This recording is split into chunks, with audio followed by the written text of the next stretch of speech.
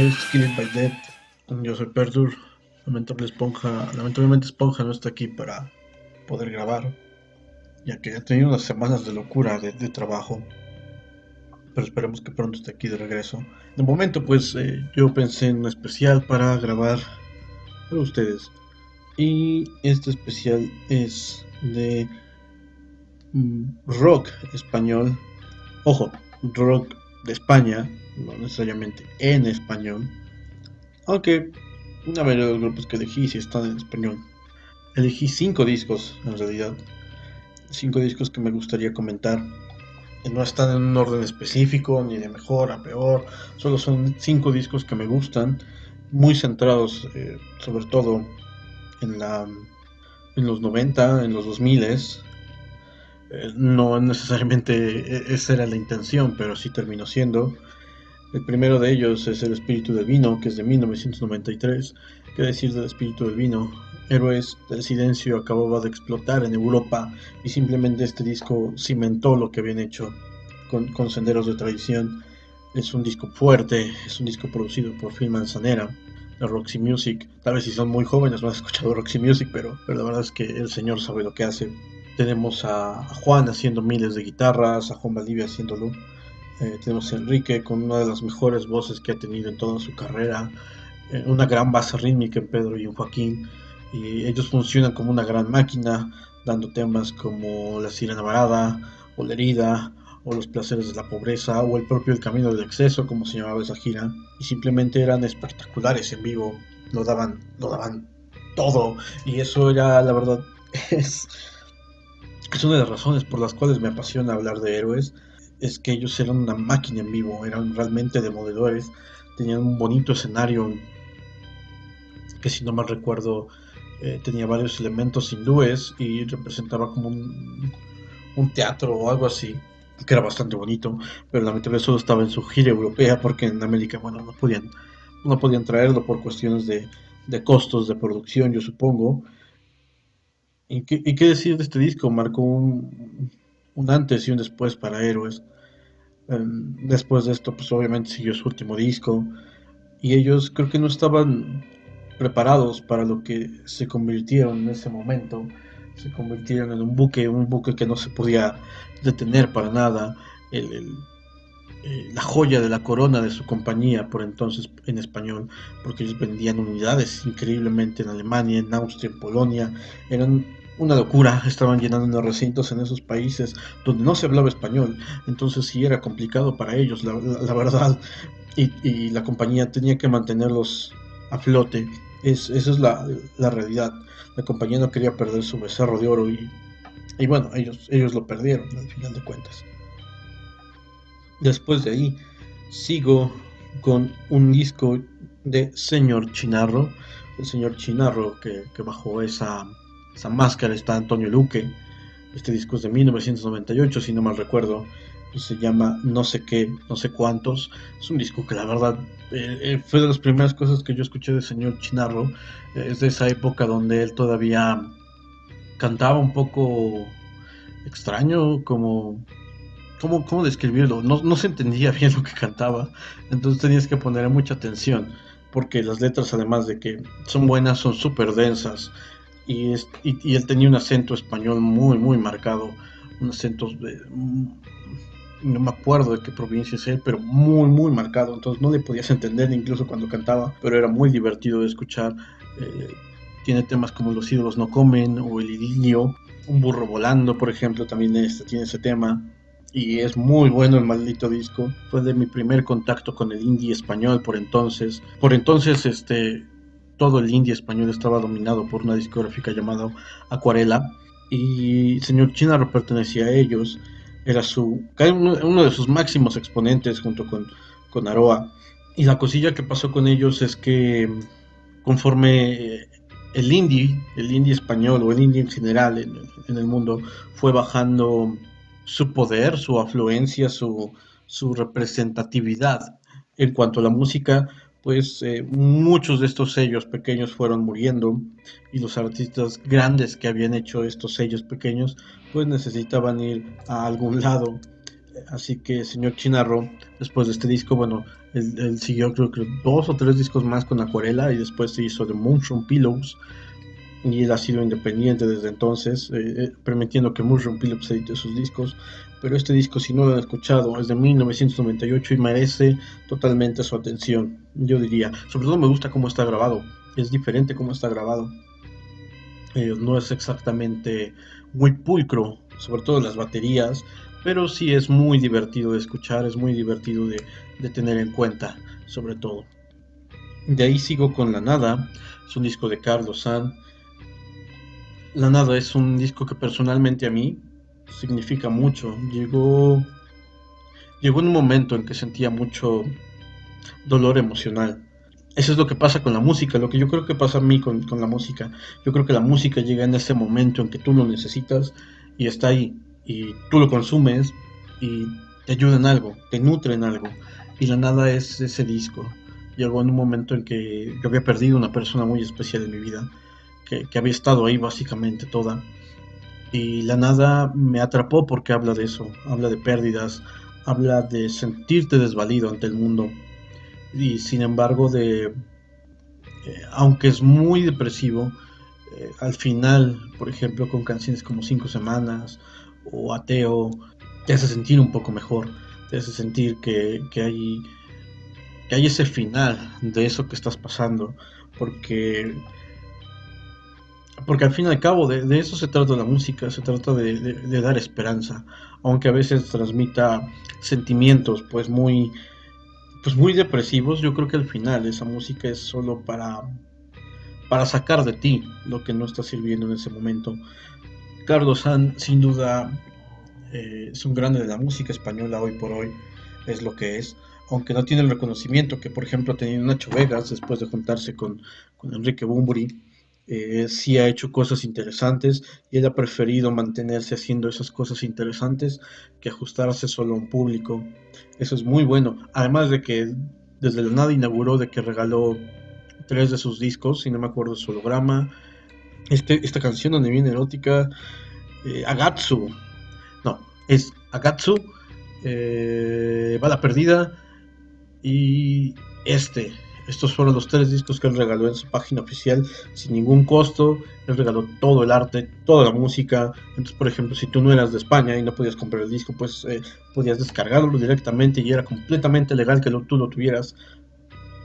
Muy interesante que por esa época muchos apostaron por ese formato gratuito o que tú pagaras lo que tú creías que merecía la música. Por supuesto, pues eso pues trajo muchas críticas de muchos lados y de muchos artistas, pero a él le funcionó para hacer conocer su música y llegar a otros lugares donde probablemente no hubiera llegado de no haber sido por eso. De ahí nos vamos con otro disco que a mí me gusta mucho y que seguramente ustedes ya sabrán o habrán intuido que venía por lo que hemos hablado de ellos, de este grupo español llamado Vetusta Morla que la ha estado rompiendo con ganas en la música española y la música en general en realidad. Yo creo que ellos son uno de los grupos que sin duda entran en un momento específico de la música y yo elegí su segundo disco llamado Mapas. Mapas es del 2011, aunque yo lo terminé escuchando algo así como en el 2012, tal vez finales de eso, principios del 2013, pero a mí me gustó mucho, la verdad, si soy honesto. Contiene muchos temas buenos como Los Días Raros, Lo que te hace grande, En el río, Balas Amarillas. Podría seleccionar algunas de estas canciones y todas me parecen muy buenas. Eh, Además de que Vetusta tiene a Pucho, que es un gran vocalista, y tiene a los demás que hacen sin duda cosas increíbles en cuanto a la musicalización. Esa es la cosa. Después de este disco hicieron un concierto a beneficio de la Escuela de Música de Murcia, porque su edificio resultó dañado en un temblor, si no mal recuerdo.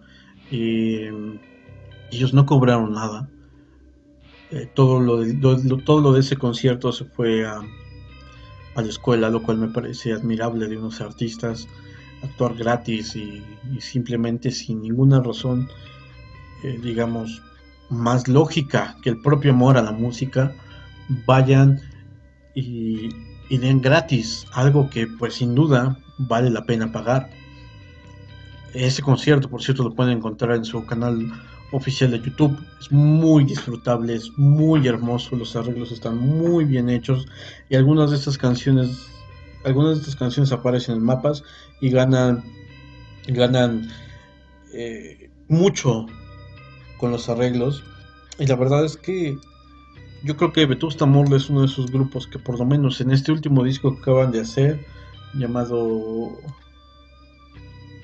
Mismo Sitio, Distinto Lugar, yo creo que ellos están preparados por un siguiente disco que sea algo, un boom internacional, que sea algo que los haga explotar internacionalmente. Yo los veo como un grupo maduro, listo para ello. Así que, pues a lo mejor sí, sí va a ser así, a lo mejor no pasa lo que estoy diciendo, no soy adivino a nivel futuro para poder saberlo, pero a mí me gustaría que pasara y mucho. De ahí nos vamos con Nacho Vegas, con cajas de música difíciles de parar. Este disco es un disco doble, es un disco de 20 canciones, si no mal recuerdo. Es un disco muy denso. Esponja, cuando escuchamos Nacho Vegas, a él no le gustó porque decía que la voz de Nacho transmitía mucha melancolía. Y saben qué, él tiene razón. Sobre todo en este disco es muy melancólico, con Solo Viento, con Gag Bang, la propia Gag Bang que se hizo muy famosa por aparecer con Enrique Bunbury en el Freak Show, esa versión de Gag Bang. ¿Qué otra canción podemos mencionar? Las que cierran, como El Sed Mortal o La Duerme Vela, que son canciones que hablan de decepciones. Una habla de alcohol y del panorama del ser humano, mientras que la otra, si no mal entiendo, habla de los efectos de la cocaína y la heroína, de engancharte con ello y de sentir que te, te desenchufan de la realidad, por decirlo de una manera. Y Nacho siempre ha sido muy bueno para hablar de estos temas duros y que le salgan canciones increíblemente hermosas, incluso si son increíblemente largas, perdón. Por esa razón me gusta mucho el trabajo de Nacho. Yo creo que él es una máquina de escribir canciones, no necesariamente de escribir hits, porque no me lo imagino escribiendo hits, pero sí es una máquina de escribir canciones y es algo que por lo menos a mí me llama mucho la atención. De ahí elegí un disco que no sabía muy bien si meterlo o no, que es En Cuanto a Los Rodríguez. Los Rodríguez, esta banda argentino-española, porque está formada por dos argentinos y dos españoles en este caso. Y bueno, obviamente los más representativos son Ariel Roth y Andrés Calamaro, que siguieron con sus respectivas carreras solistas después de formar Los Rodríguez. Y el que yo elegí es Buena Suerte. Buena Suerte es un gran disco y es su disco debut. Y lo que pasaba con Buena Suerte es que Calamaro venía de hacer, de separarse y de separarse y de haber empezado su carrera solista, pero él eligió pues Ariel Roth para, para crear este grupo hispano-argentino. Fue publicado en 1991, la verdad es que a ellos se le sumó Julián Infante y también se le sumó también Germán Vilella en esta grabación, aunque también estuvo por ahí Guillermo Martín, que es lamentablemente alguien ya desaparecido de la música, desaparecido de este plano, pero él siempre fue muy elegante en su forma de tocar. Hay grandes canciones en este disco como Los Ojos, Engánchate Conmigo, Mi Enfermedad, que se convirtió más adelante en un tema insignia de Calamaro. La parte de atrás, o Canal 69. Hay grandes canciones, tal vez las que son más suaves, más para perderse, son las de Ariel Roth. No tengo nada en contra de Ariel Roth, pero él venía de formar Tequila, este grupo de pop, y sus canciones sí carecían un poquito de la imaginaria que tenía el grupo y de la extraordinaria fuerza que tenían, que pueden escucharlo por ahí. Me parece que tienen dos o tres grupos, perdón, Este grupo tiene 3 discos en directo, 2 o 3 discos en directo, no he escuchado todos, soy honesto, pero es un disco que a mí me gusta mucho, sobre todo, bueno, imagínense, en 1991, hacer un grupo como esto, pues tenía su cuestión, no era, ahora es lo que conoceríamos como un supergrupo, y es justamente lo que ellos hicieron, un supergrupo, y eso es de aplaudirse. De ahí seguimos con Radical Sonora, es la segunda aparición de Enrique Bunbury como en este conteo, explicación o como le quieran llamar. Y la razón por la que dijo Radical Sonora es porque él había dejado Héroes, él había comenzado su carrera solista y estaba haciendo cosas bastante interesantes con lo que estaba haciendo. Eh, Había empezado la electrónica, según él, bueno, la época, David Bowie también había comenzado a hacer experimentos electrónicos. Él dice que no tenía nada que ver, yo por supuesto, yo creo que sí, pero sea como sea, eligió tal vez, hizo el mejor disco de su carrera solista, y eso es algo que se queda contigo, si soy honesto, se queda contigo. Él decidió cortar completamente con el sonido que tenían Héroes y crear algo orgánico, a resaltar Polen, Negativo, tal vez incluso Alicia. Los singles más poderosos obviamente fueron Alicia y Salomé, que son canciones que han llegado hasta nuestros días ahí y están ahí, y a mí me gustan mucho, pero si yo prefería una canción sería un servidor de nadie o negativo en todo caso, que a mí me gustan mucho, que yo las disfruto. Enrique estuvo a punto de dejar su carrera cuando este disco no funcionó del todo, pero bueno, ya saben, después de esto siguió pequeño y simplemente lo sacó de ese hoyo donde estaba. De ahí seguimos con una última recomendación que es Aroa. Aroa Siren Temblay, si no me equivoco, así se dice su apellido. Por entonces ocupaba este seudónimo de Aroa. Ella editó en 2007 un disco llamado El Día Después, que era sin duda, digamos, su máximo momento. Él se hizo acompañar en la producción por Raúl Fernández, perdón, Refri, que es muy conocido en la escena española por ser productor y eh, por su etapa de músico también. A mí me gusta desde Amarillo, Los Días Cuerdos, La Escala de las Cosas. Es un gran disco como para escuchar y entender de dónde vienen estas influencias femeninas en la música española. Yo creo que son necesarias, entender de dónde hay ahora tanta mujer haciendo música y sobre todo porque algunas veces no suenan tan igual, aunque no sean del todo iguales, aunque por supuesto hay mujeres que no aportan nada a lo que están haciendo, y, y también es ello, es complicado porque entonces estamos escuchando un montón de música que no tiene una razón o un sentimiento o un porqué de existir, simplemente está ahí y es música femenina, pero la música no se divide entre femenino y masculino, no, no, no, la música es música y si la música es buena, prevalece por sí sola. Y por último, ahora sí para cerrar, el último añadido a esta lista, tal vez de último minuto, pero lo estaba pensando mientras grababa esto, yo sin duda diría que Amaral es uno de los grupos clave para entender la música española. Tal vez mucha gente me recriminará que ellos son excesivamente pop. Es cierto en sus primeros discos, no es cierto ya en los últimos, así.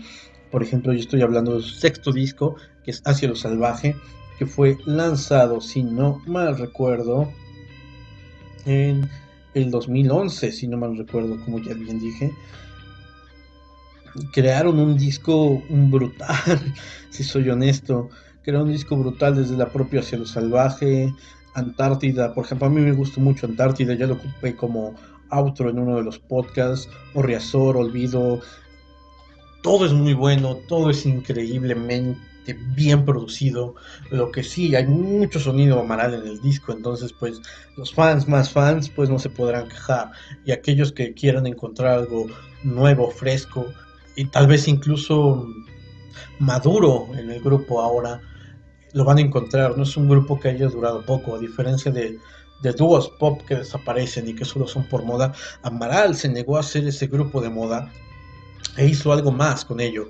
Creó un formato más de banda, creó un formato más adecuado a lo que ellos estaban haciendo, y por eso este disco me enloquece tanto. Tiene muy buenos discos. Lamentablemente se vieron en polémica por un video del tema Hacia lo Salvaje, donde aparecían unas tortugas y aparentemente ellos no tenían los permisos para liberar esas tortugas y filmarlas, o algo por ahí muy extraño ocurrió, que tuvieron que pedir disculpas y borrar ese video de básicamente toda plataforma existente. Eso sí, en España lograron muy buenas ventas. Lamentablemente en México, bueno, no fue así, pero lograron, por ejemplo, en España y en Europa lograron discos de oro. En España es triple disco de oro, lo cual no es algo fácil cuando tú eres un artista sin una discográfica grande, porque ahí ya dejaron de tener una discográfica grande y se dedicaron a hacer pues lo suyo de una manera diferente. Espero que este conteo les haya gustado. Yo sé que, como dije, no es un conteo en sí mismo, sino discos que a mí me gustan y que voy enumerando como me, como me van saliendo. Pues como Esponja no puede estar aquí, yo decidí que pues tenía que grabar algo, tenía que grabar un especial. Sé que los especiales cuando los grabo yo solo son una mierda, soy honesto en eso, por lo menos sí soy capaz de entenderlo y verlo y admitirlo.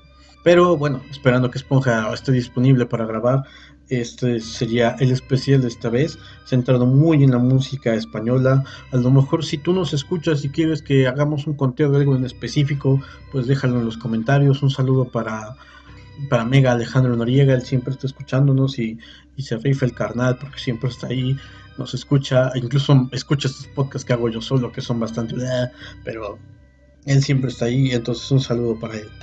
Sin más ni más, pues yo simplemente les puedo decir que eso fue Kid It by Dead, y en nombre de Esponja y mío les damos las gracias y nos vemos.